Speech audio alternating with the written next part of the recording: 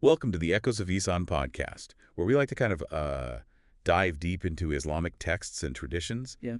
looking for those hidden gems of wisdom that we can apply to our lives today. Absolutely. And for this deep dive, we're turning to the Muwatta Imam Malik, Oh, a wonderful. foundational text in Islamic jurisprudence, specifically Book 58, Sadaqa. Great. Now, we often translate Sadaqa as charity, but as we'll discover, it's so much more than just giving money. It really is. The Muwatta, compiled by Imam Malik in the 8th century, is a collection of hadiths, which are sayings and traditions of the Prophet Muhammad, peace be upon him. It's considered one of the most authoritative sources of Islamic law and guidance.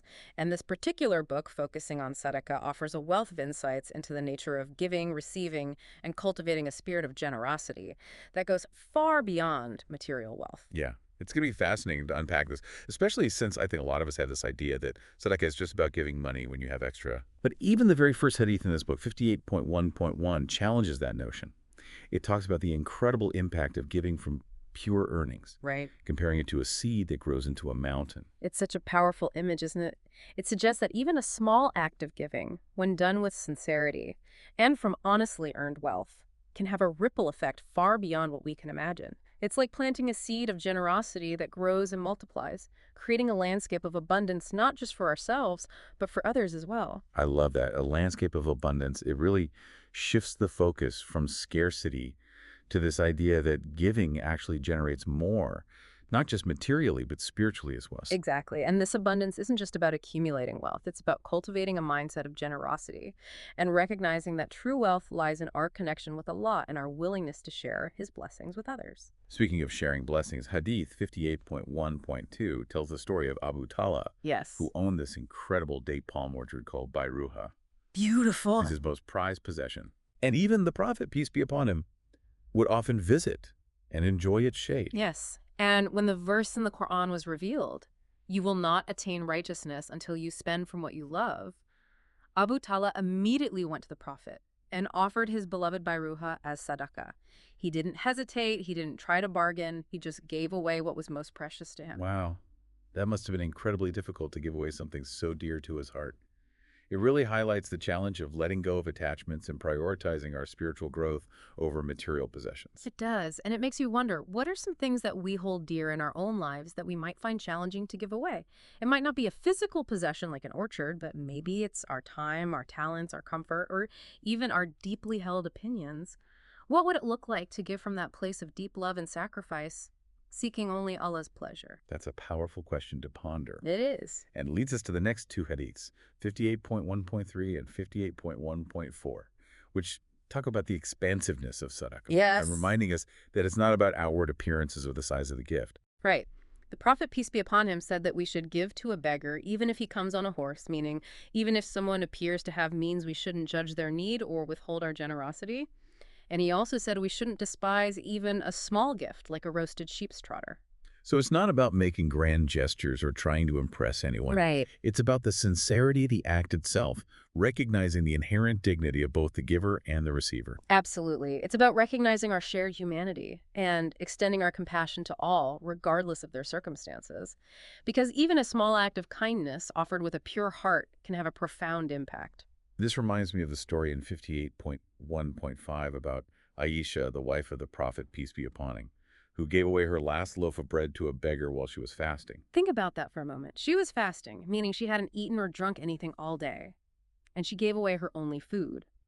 It demonstrates an incredible level of trust in Allah's provision and a willingness to prioritize the needs of others above her own. And it's interesting because sometimes when we hold on to things tightly, whether it's possessions or even just a sense of control, we actually limit the flow of abundance into our lives. That's right. But when we loosen our grip and give freely, it creates space for unexpected blessings to flow in. Exactly. And this is highlighted in the very next story about Aisha 58.1.6, where she offers a single grape to a beggar who's amazed by the gesture. Right. She responds by asking him, "Are you amazed? How many atoms' weights do you see in this grape?" It's such a beautiful reminder that even the smallest act of giving can hold immense value, especially when it's done with sincerity and a sense of connection to the divine. Right. It's like she's saying that even in something as tiny as a grape, there's a whole universe of blessings contained within it. And when we offer even the smallest gift with that awareness, it becomes an act of immense generosity. Welcome back to Echoes of Ihsan. It's amazing how this deep dive into Book 58 of the Muwatta Imam Malik is revealing the depth and richness of the concept of Sadaqa. It's clearly about so much more than just giving money. It's about cultivating a mindset, a way of being in the world. It really is. And one of the things that keeps coming up is the importance of intention. It's not just about the outward act of giving, but about the inner state of the heart. Yes. Like in that story about Abu Talib giving away his beloved orchard. Right. It wasn't just about the land itself. It was about his willingness to let go of something precious for the sake of Allah. His intention was so pure, so focused on seeking Allah's pleasure. It wasn't about social pressure, seeking recognition, or even a sense of duty. That pure intention is what amplifies the impact of any act of giving, no matter how small. It's like that saying, it's Yeah. the thought that counts. Yeah. But in this case, it's the intention behind the thought that really matters. And that intention should be rooted in the understanding that everything we have is a gift from Allah. We're caretakers of His blessings, entrusted with the responsibility of utilizing them in a way that benefits ourselves and others. So it's not about giving from our surplus. Right. It's about recognizing that everything we have ultimately belongs to Allah, and we're simply managing it for a time. Precisely. And when we view our possessions as a trust from Allah, we're less likely to cling to them or hoard them.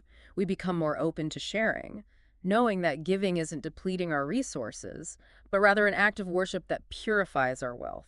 That reminds me of the analogy in 58.3.15, Yeah. where Abdullah al-Arqam compares Sadaqa to impurities that we wash off ourselves. It sounds harsh at first, but it gets at that idea of cleansing our wealth by sharing it. It's a provocative image, but it highlights the idea that by holding on to wealth too tightly, Yeah. we might actually be holding on to something that's not truly ours. And that could even be weighing us down spiritually. Giving a portion away is like washing away that impurity, freeing us from attachment. So it's not about devaluing wealth, but about shifting our perspective on what true wealth really is. And this purification, this shift in perspective, isn't just about our wealth, it's about our hearts as well. Giving cultivates humility, compassion, and gratitude. It softens our hearts and breaks down the walls of selfishness. It's like we're clearing out the clutter, Yeah. not just in our homes or wallets, Yeah. but in our very souls. And that brings us back to Hadith 58.2.112, where it states that Allah increases a slave in worth for his restraint. It's interesting how that hadith links restraint with an increase in worth.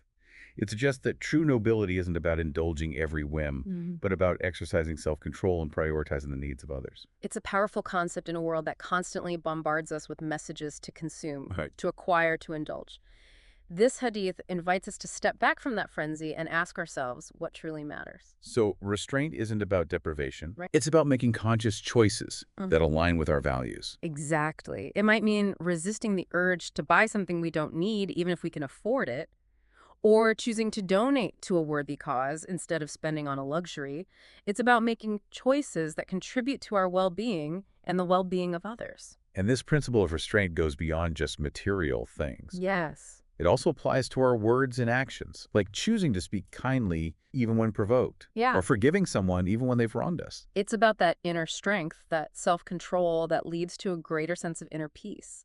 And that peace is a key ingredient of true wealth. So true wealth isn't just about having a lot of money. It's about having a rich inner life, a strong moral compass, a deep sense of connection to something greater than ourselves. Which brings us back to that question posed in Hadith 58.2.12.1. Yes. If Sadaqa doesn't decrease property but increases our worth, what does that tell us about the nature of true wealth and abundance? It's a profound question that challenges us to rethink our definitions of success. Maybe true abundance lies not in accumulation, but in the richness of our relationships, the strength of our character, and the depth of our spiritual connection. It's about understanding that the more we give, the more we receive. Right. Not necessarily in material terms, but in terms of spiritual growth, inner peace, and a sense of purpose. Like that story about the wealthy man who went to a wise scholar for advice on how to find happiness. Yes. The scholar told him to give away half his wealth. The man was hesitant, but he did it. And he found a level of joy and contentment he'd never experienced before. It's a classic reminder that letting go can actually lead to greater fulfillment. It illustrates beautifully that giving is its own reward. And it connects to the concept of risk, which is often translated as provision. Yeah. It's not just about material sustenance, but about all the blessings Allah bestows upon us. Our health relationships, talents, opportunities, even the air we breathe. So everything is risk. Yes. It's a way of understanding that everything we have comes from Allah, and we're accountable for how we use it. Exactly. And that changes how we approach Sadaqa. We're not just giving from our surplus. We're recognizing that everything is a trust, and we have a responsibility to use it for good. It's like the story of Prophet Yusuf, peace be upon him, who, despite facing trials, rose to a position of power in Egypt and used his authority to ensure everyone had enough to eat during a famine. His story teaches us that true leadership is about serving others, not about accumulating power for oneself. It's about utilizing resources for the benefit of the entire community. And that's a powerful reminder in today's world, where messages of consumerism and individualism are so prevalent, it's easy to get caught up in that and lose sight of the bigger picture. So true, Sadaqa offers a framework for counteracting that. It's about aligning our actions with our values. Recognizing that every choice, what we buy, how we interact with others, how we use our resources, impacts ourselves and those around us. It's about making mindful choices that reflect our commitment to justice, compassion, and a more sustainable way of being in the world. Absolutely. And that mindfulness extends to how we approach giving itself. It's not just about throwing money at a problem. It's about understanding the root causes of poverty, injustice, and inequality, and supporting initiatives that address these issues in a sustainable way. So we need to be informed givers, choosing organizations and causes that align with our values and that we know are making a real difference. And remembering that true generosity isn't limited to money. It's about giving of ourselves, our time, talents, energy, compassion. It's about showing up for others in ways that go beyond financial assistance. Like being present, listening attentively, offering a word of encouragement, extending a helping hand. Those things can be even more valuable than monetary donations because they create genuine connection. That's the kind of giving that builds bridges, heals wounds, transforms lives, and is at the very heart of what Sadaqa is all about. Recognizing the inherent worth and dignity of every human being and extending compassion and generosity to all, regardless of their background, beliefs, or circumstances. Creating a world where everyone feels valued, supported, and empowered to reach their full potential. That's the vision, isn't it? It is. And it all starts with a shift in perspective. Mm-hmm. A shift from scarcity to abundance, from self-centeredness to other-centeredness, Yeah. from material possessions to spiritual growth and the well-being of our community. It's about understanding that true wealth lies in what we share. And that's the journey Sadaqa invites us on. A journey of transformation that begins with a single act of kindness and ripples outward, touching countless lives and creating a more beautiful and just world. So as we delve deeper into this book on Sadaqa, I think what's striking is how it challenges us to expand our understanding of this concept. It really does. You Yeah. know, we often think of Sadaqa as this transactional act, like giving money to a charity or helping someone in need. Yeah. But this book from the Muwatta Imam Malik is really pushing us to see it as something much more profound. Yeah, it's like it's woven into the very fabric of our lives. It's not just something we do occasionally. It's a way of being in the world, a way of orienting ourselves towards others and towards Allah. And that brings us back to the concept of risk, which we touched on briefly earlier. Right. But I think it's worth exploring further because it really gets to the heart of this interconnectedness that we're talking about. Absolutely. Risk is often translated as provision, but it encompasses so much more than just our material needs. It's about all the blessings that Allah bestows upon us, our health, our relationships, our talents, the opportunities that come our way, even the air we breathe. Right. It's like recognizing that everything we have ultimately comes from a source beyond ourselves. Exactly. And that awareness has a profound impact on how we view Sadaqa. It's not just about giving from our surplus, it's about understanding that everything we have is a trust from Allah, and we're entrusted with the responsibility of utilizing it in a way that benefits both ourselves and others. So it's not about ownership, it's about stewardship. Precisely. We're not owners of our wealth, but caretakers of Allah's blessings. And that stewardship calls us to use our resources wisely, compassionately, considering the needs of others, and contributing to the well-being of the community. And I think, one of the best examples of this is the story of Prophet Suleiman, peace be upon him, who was granted immense wealth and power, Right. but never lost sight of his responsibility to Allah and his fellow human beings. His story is really inspiring. Yeah. Especially in a world where we're constantly bombarded with messages of consumerism and individualism. It's easy to get caught up in that cycle Yeah, and lose sight of the bigger picture. it is. Yeah. And Sadaqa offers a way to counter that, to ground ourselves in those values of compassion, generosity, and social responsibility. Hmm. It's about making conscious choices that align with our values, whether it's in the way we spend our money, the way we treat others, or the way we care for the environment. So it's not just about the outward actions, Yeah.